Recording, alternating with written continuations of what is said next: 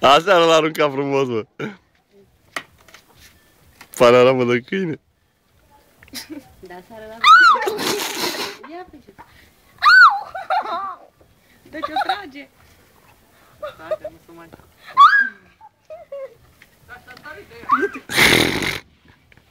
Stai să enervezi el. Bea mâna o gură de bere. Da, să dai prea încet, ne.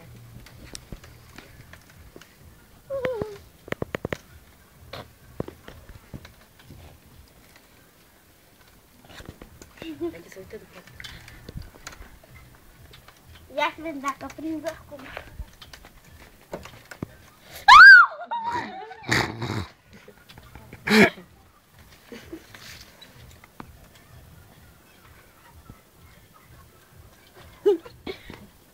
Mă duc în căușă, parcă am făcut.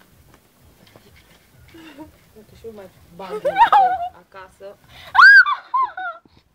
Acasă trebuie să fug până la mama, n-ai.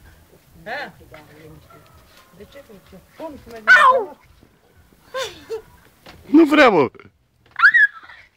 Nu știi cum e, mami? Hai să enerveze puțin. Da, nici tu nu mai ai temă, ia. Da.